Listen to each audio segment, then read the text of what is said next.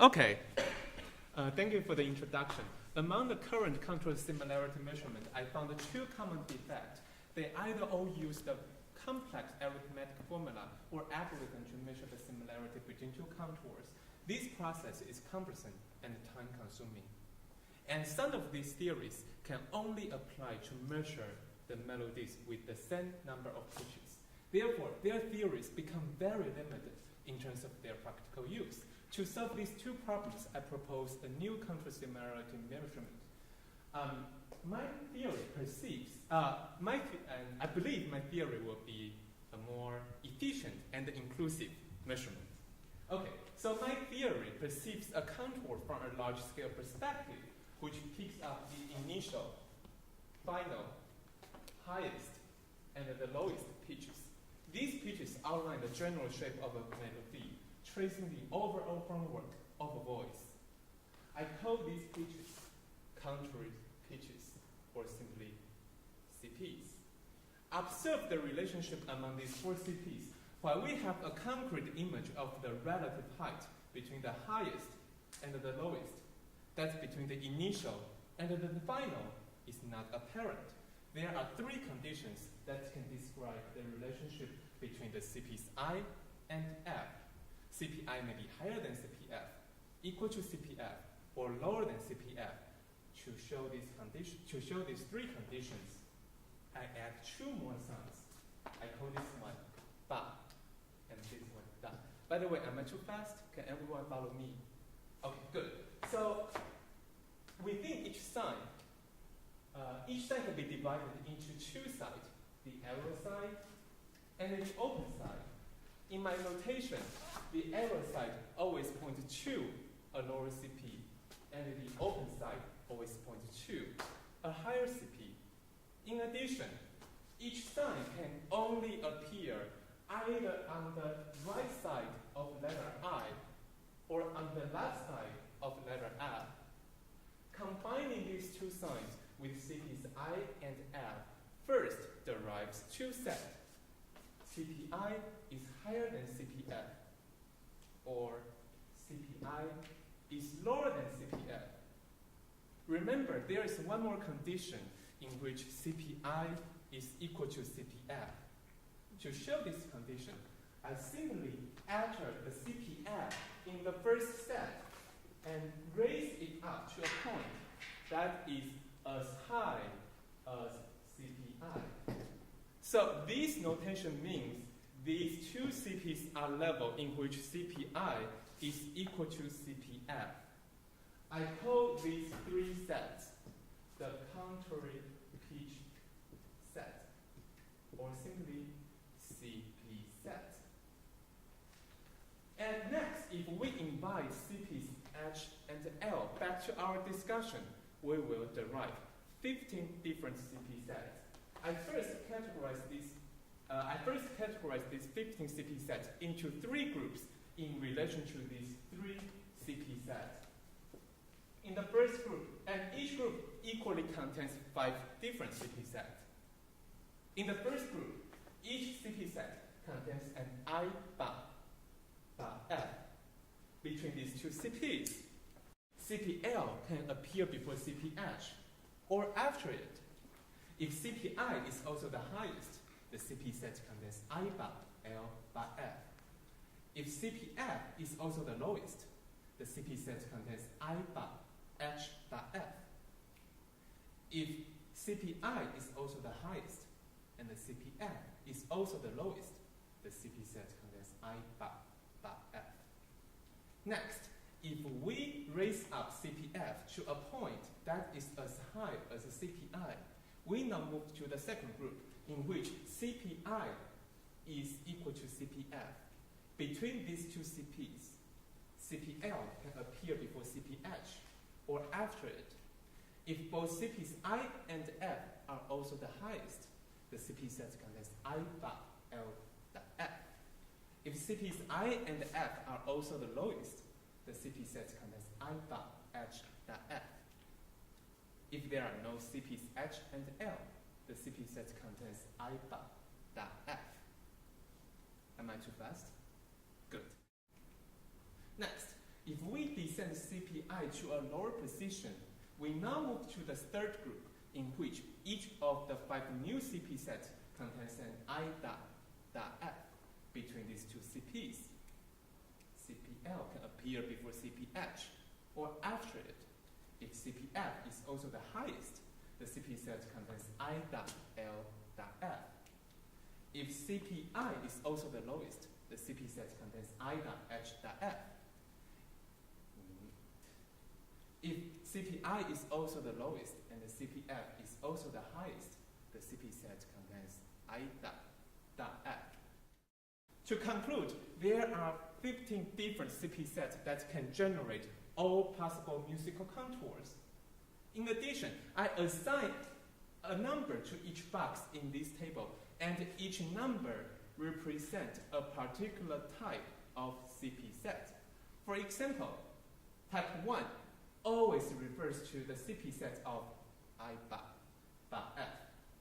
Or number 12, type 12, always refers to a CP set of I dot H L dot F.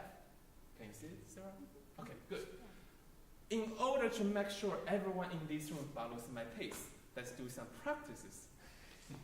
This is a short melody of the second violin from Beethoven's 5th set. I first pick up CPs I and F and observe their relationship. Since these two CPs appear on the same height, I mark down the CP set of I dot F, right? Next, I see a CPH appear in the middle of the melody. So I add a letter H to my CP set. Now look at table 1 in your handout. Which number represents this CP set? Megan.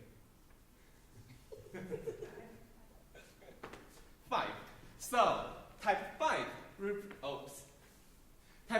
represents the musical contour of the second violin. In this slide, we see the cello imitates the second violin, but with some variations. Since my topic focuses on the issue of musical contour, I will only demonstrate the difference between their musical contours. Similarly, I first pick up CPs I and F and observe their relationship. Since CPI is lower than CPF, so I mark down the CP set of I dot F. Next, I see a CPH appear in the middle of the melody. So I add a letter H to my CP set. Now look at table 1. Which number represents this CP set? 6. Wonderful. 6. So type 6 represents the musical contour of the cello. Then, combining these two instruments, we understand that although the cello imitates the second violin, Beethoven deliberately varied their musical contours. However, at this point, we may wonder how much difference are between these two contour types. To answer this question, I suggest comparing the elements between these two contour types. In my following analysis, I will always use a red double arrow to highlight a pair of different CPs. And the blue double arrow always highlights a pair of common CPs. In this slide, we see one red double arrow, which points out that there is one pair of different CPs, I dot, between types 5 and 6. By following the same process, we can measure any two types in this table. In order to master my method, let's do more practices. Okay, since we have compared two types with the same number of CPs, my next two examples will demonstrate how to compare types with different number of CPs. Since each box in this table always contains a CPI and a CPF, so the question is how to compare CPs H and L between two types. My first example demonstrates how to compare a type from the red box with another from the blue box. Or more specifically, now we are comparing a type that does not contain any CPs H and L, with another that contains both CPs H and L, or either one of them. I use types 1 and 15 as my demonstration. I first compare their CPs I and F. Next, while there are two additional CPs L and H in type 15, they are missing in type 1. By calculating the number of red double arrows, we understand that there are 4 pairs of different CPs between types 1 and 15. Can you see? Do you want to move? I'm fine. Okay. My next example demonstrates how to compare a type from the purple box with another from the green box. More specifically, I am comparing a type that contains both CPs H and L with another type that contains either one of them. I use types 6 and 14 as my demonstration. I first compare their CPs I and F. Next, I group the two H's to form a pair of common CPs, and the remaining single L forms a pair of different CPs. By following the same method, by calculating the number of red double arrows, we understand that there are 2 pairs of different CPs between types 6 and 14. By following the same method, we can compare any 2 types in this table, and the derived result will always be a number from 0 to 4. From 0 pairs of different CPs to 4 pairs of different CPs. Within this range, the smaller the number, the more similar the types. The larger the number, the more dissimilar the types. And based on the notion of the smaller the number, I further assign a particular description to each number.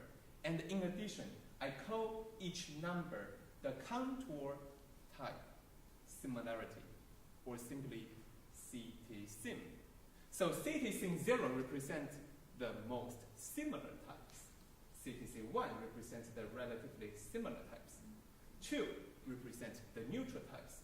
3 represents the relatively dissimilar types. And 4 represents the most dissimilar types. So now we understand how to apply my CT-sim to measure the similarities between 2 contours. However, my project does not stop at this point.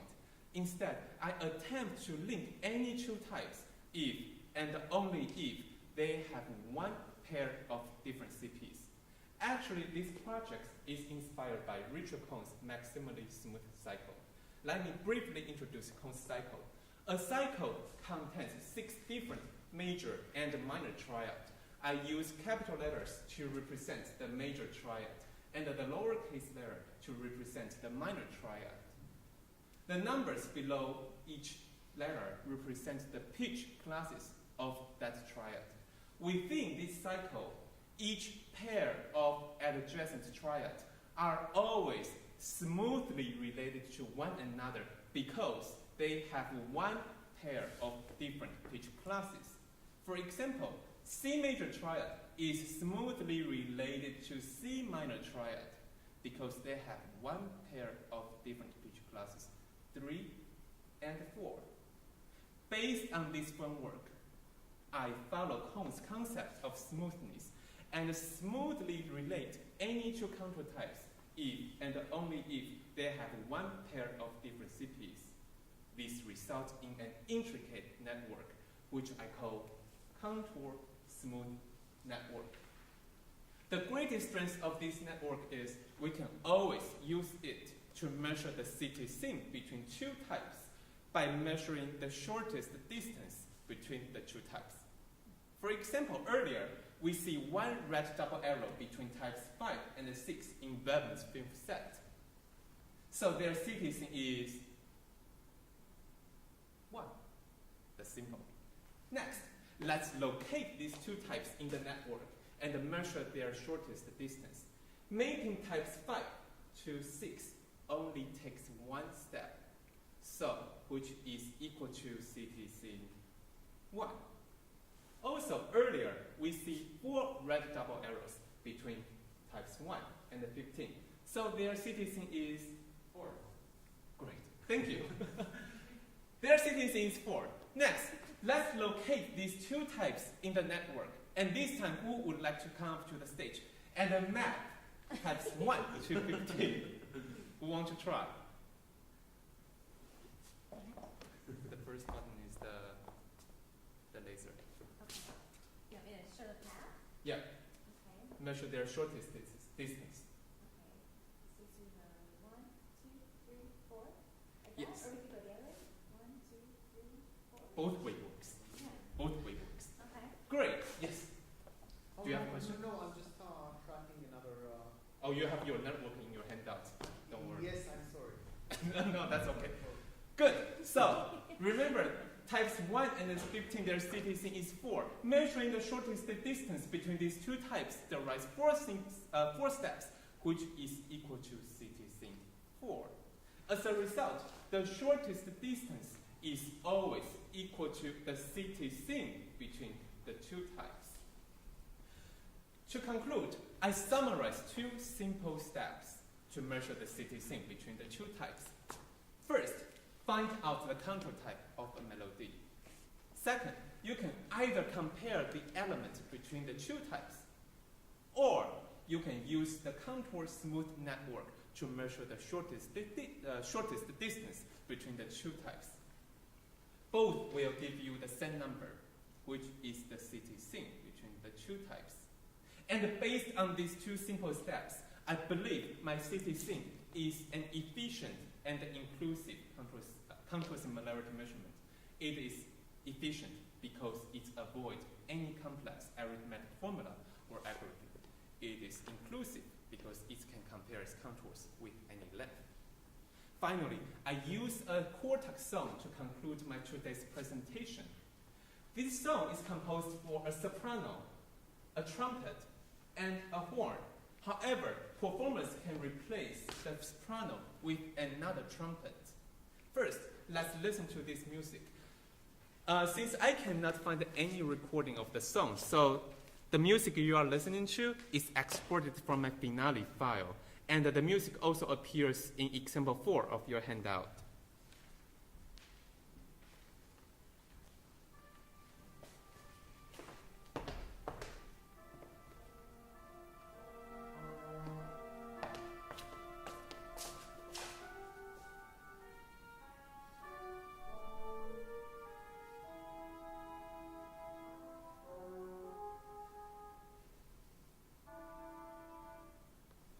Based on this recording, we hear the second trumpet and the horn always imitate the first trumpet. Therefore, they create an intricate, imitative polyphonic texture. Since the performers can replace the first trumpet with a soprano who sings the text in the music, my analysis will consider the soprano and further discuss the relationship between the text and musical contour. The text is written by the German physicist George Lichtenberg. Translating the text into English, it means, what is the point of sunrise if we do not get up? Although the text is short, it's interesting because it contains 2 contrasting tones. While the first clause, what is the point of the sunrise, has an uncertain, questionable, indefinite tone. The second clause, if we do not get up, has a certain straightforward and a definite tone. Interestingly, if the text unfolds 2 contrasting tones, how does Quartet use musical contours to reflect this changing tone of the text? To answer this question, I first divide the song into 2 parts in relation to the text. Each part contains a clause of the text. Next, within each part, I analyze the musical contours of each voice, and the box numbers are their contour types. Based on this analysis, now we look at the board. Based on this analysis, we we understand that throughout the song, the horn always plays the same contour types as those from the soprano. Can you see it? Peter, can you see it? Okay, good. So throughout the song, the horn always plays the same contour types as those in the soprano. These should result in two citizens 0, representing the most similar contour types. However, in part 1, Quartak deliberately adds a trumpet who even plays a different contour type from the other two instruments, and it stands at a citizen 2 away from the soprano and the horn. Now, part 1 is composed of citizens 2, and part 2 is composed of citizen 0. Now look at this table.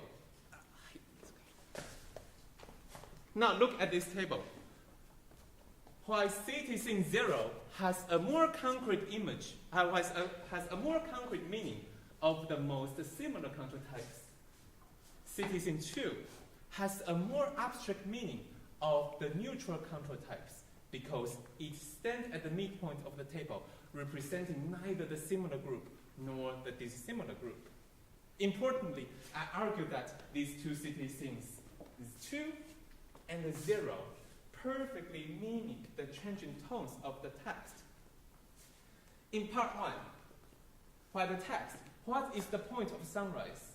has a questionable tone, its accompanying citizen is 2, which has a more abstract meaning of the neutral contour types. In part 2, while the text, "If we do not get up," has a straight tone, its accompanying citizen is 0, which has a more concrete meaning of the most similar types.